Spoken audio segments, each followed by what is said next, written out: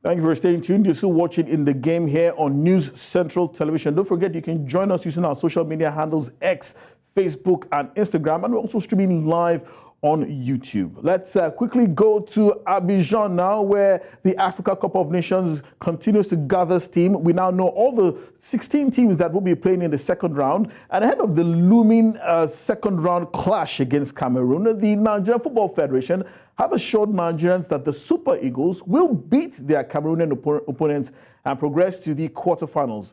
Football fans across the world have been disenchanted with the team's inability to score goals and their general performance. But speaking in an exclusive interview in Abidjan with our correspondent Favor Itua, Nigeria Football Federation General Secretary Dr. Mohamed Sanusi is confident that the Super Eagles will dispel any doubts fans might have and defeat the Indomitable Lions of Cameroon in the crucial encounter.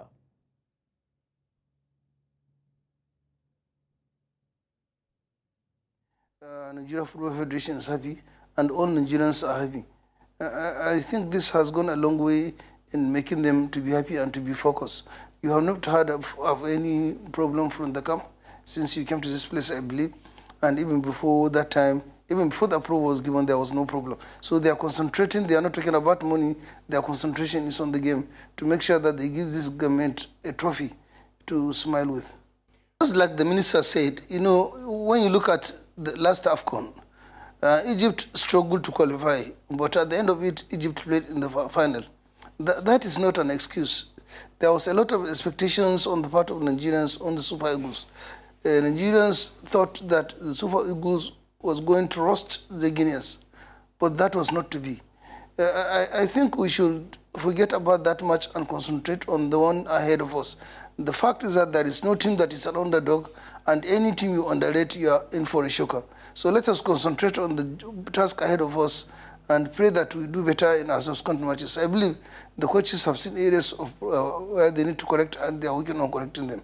It's a very big chance when you look at the performance of the two teams in the matches they have played previously after that one. Nigeria has always had an edge over them. Football, anything can change. But I can tell you that we are equal to the task. I see that game as a physicality match. The Cameroonians are coming out with full force. And along the line, they will be making mistakes. And if care is not taken, you will see red and yellow card. Because when they come out in full force, they fight and they get frustrated. The next thing is to be committing fouls, and there could be card. So I see it as a very tough game, and Nigerians are equal to the task. We have so many supporters who have galvanized support, and we have done everything to make sure that the support is maintained. We have so many Nigerians in Cote d'Ivoire, and they are all out to come and support their darling team. On the road to the stadium, when you see Jesse, you see that of Nigeria, just to show you that they are fully mobilized, and by the grace of God, they will come out on Saturday in mass to support the national team. That is in addition to what the supporters club organized. That was Nigeria Football Federation General Secretary Dr. Mohamed Sanusi speaking ahead of that crunch tie against Cameroon tomorrow in the round of 16 at the Africa Cup of Nations. Well, joining me now all the way from Abidjan is a good friend of mine. I believe it is always interesting to hear from both sides of the divide. And I'm joined by Simon Lyonga, who is the head of sport for Cameroon Radio and TV. Simon, thank you so much for joining us. It's an absolute pleasure to have you. Yes, thanks very much for having me on your program. It's always a pleasure to get to talk to you, my good friends, and of course to get to talk to my people of Nigeria.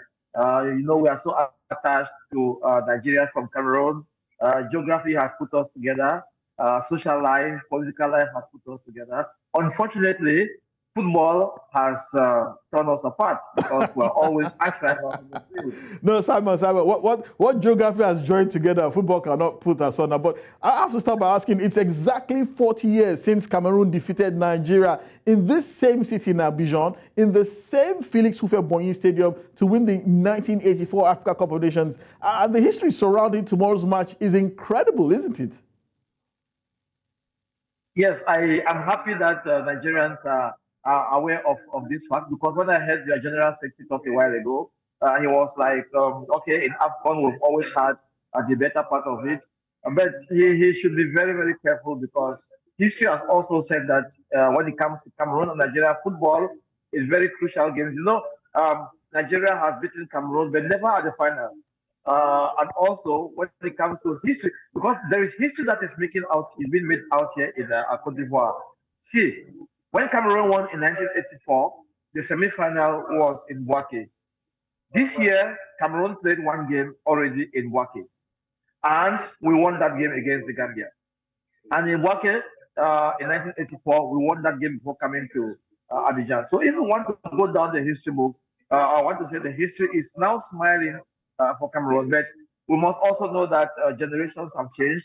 So much has gone under the bridge, so much water has gone under the bridge. Things are not as they used to be. But we are happy that this time around, we are the ones who are going to make history.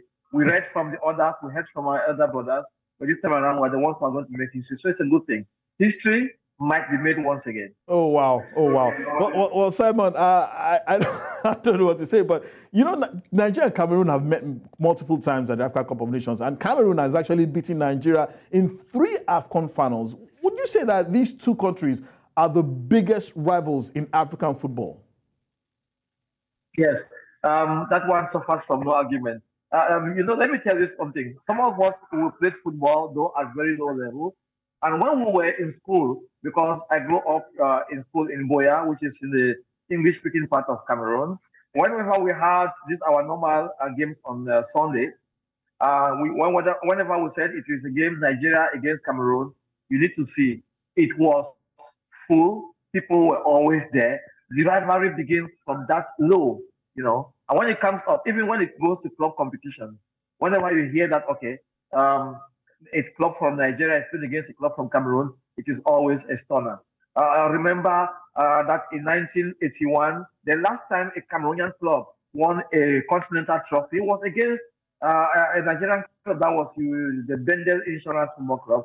That was beaten by Union Sportif of Douala from Cameroon.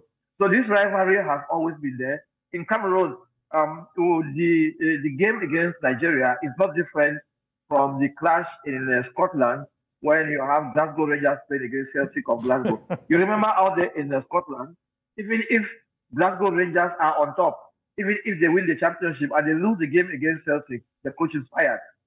That is how we look at the matches against Nigeria in Cameroon. For us, it is a match never to lose. So tomorrow, no matter the nature of our club, it's going to be a do or die encounter. There's going to be dust. Dust is going to be raised tomorrow. Simon, I know exactly what you mean by the Glasgow Rangers, the Celtic analogy. I've lived in Glasgow myself, but I mean, we've talked about these two teams being rivals, but Nigerians always have this sense of dread when they face Cameroon. They hear that name, the Indomitable Lions of Cameroon. Do Cameroonians feel the same way when they hear about Nigeria? Yes, I bet you it's the same. I bet you it's the same. No matter how small it is, and it is a rivalry that has even gone above football. Whenever you hear that Cameroon is playing against any club from Nigeria or any team from Nigeria, be it in basketball, be it in handball, there's always that fear. There's always that fear because the fear is not born of the aptitude of the teams, but it's born of the rivalry that exists between these two countries in the domain of sports.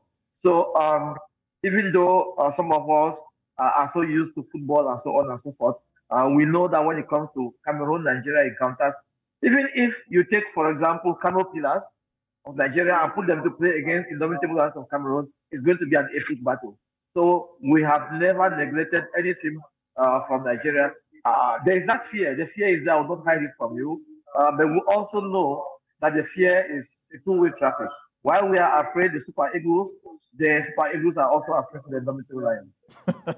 Simon, it's interesting to know that. But ahead of tomorrow's match, what's the mood like among Cameroonian fans and journalists in Abidjan? And what's the mood back home in Cameroon?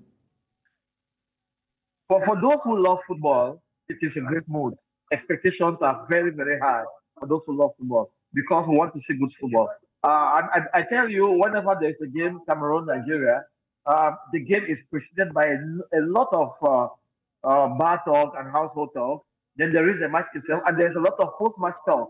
Many people will go to the small chicken parlors, beer parlors, and they will talk to tomorrow. I imagine back at home because we've been having correspondences from my subordinates out there in Cameroon and, of course, my other collaborators. And when I hear they tell us it is a match not to lose, it is a match not to lose.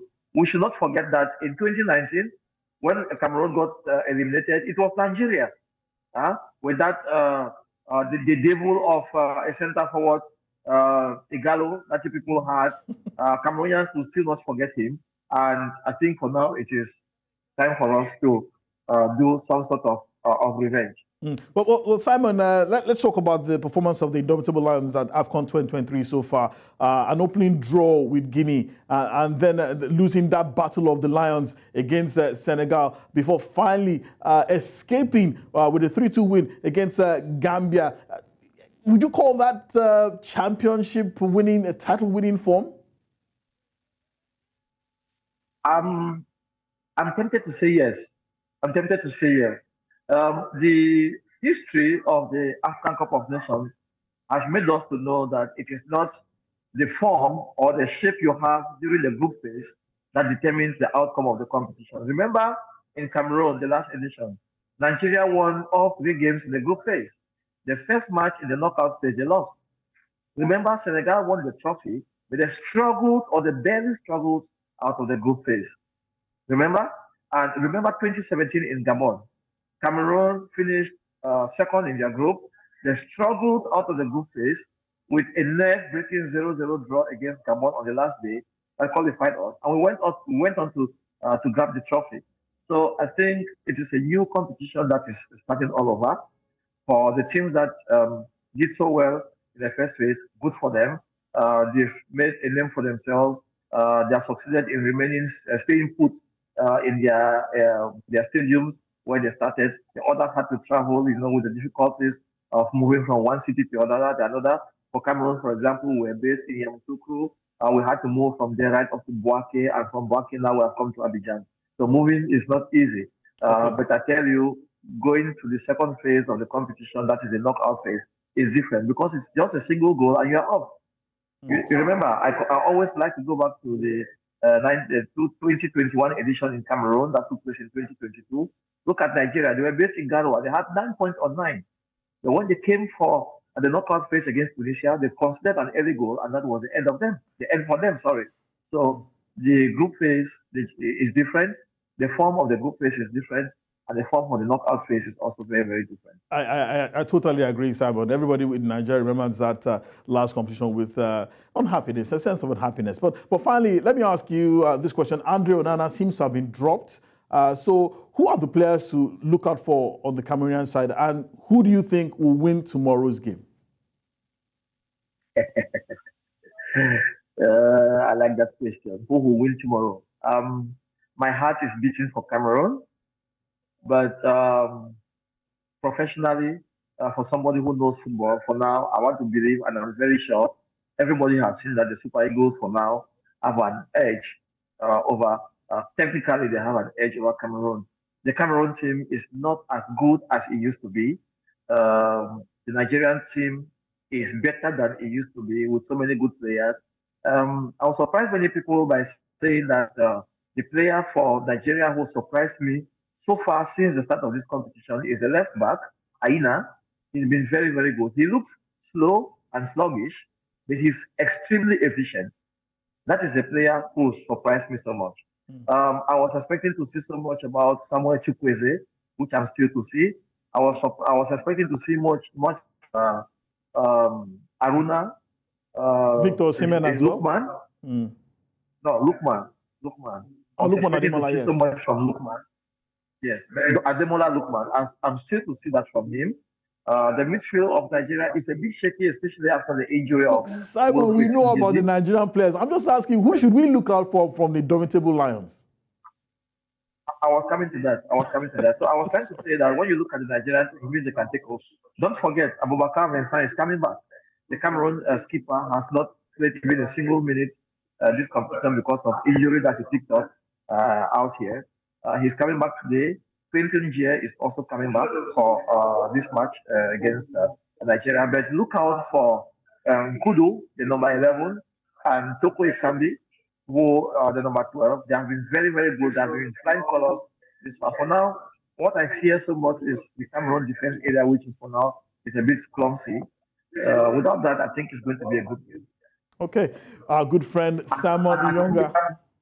The way you talked a while ago about Andon, yes, I think he was dropped. He has so many problems of ego, problems of competition with the others, problems with the president of the FA, who is, to me, finds it difficult to understand that those youngsters can also be stars like he used to be, and so on. So those are some of the problems that made him to be dropped to the second spot.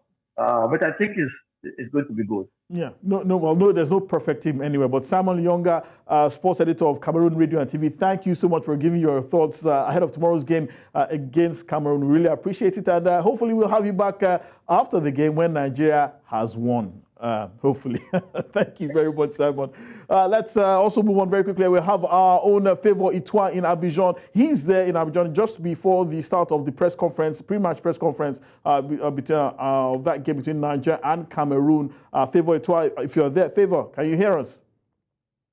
Yeah, I can hear you loud and clear. Hi, Favor. Good morning to you. Bonjour, Favor. Well, you had a great interview with the NFF Secretary General, Dr. Mohamed Sanusi, yesterday. Did you get the impression that the rest of the Federation executive are pleased with Joseph Peseiro so far? Well, for the NFF General Secretary, he declined to talk about the impression the NFF has on Joseph Peseiro, as he feels he wants to leave it to the technical crew. But for what I scooped from his countenance, I would say that there's no cause for alarm at the moment. The job is being done. In as much as Nigerians are concerned about how they play, for the NFF, it's more about the result. I mean, give us the result.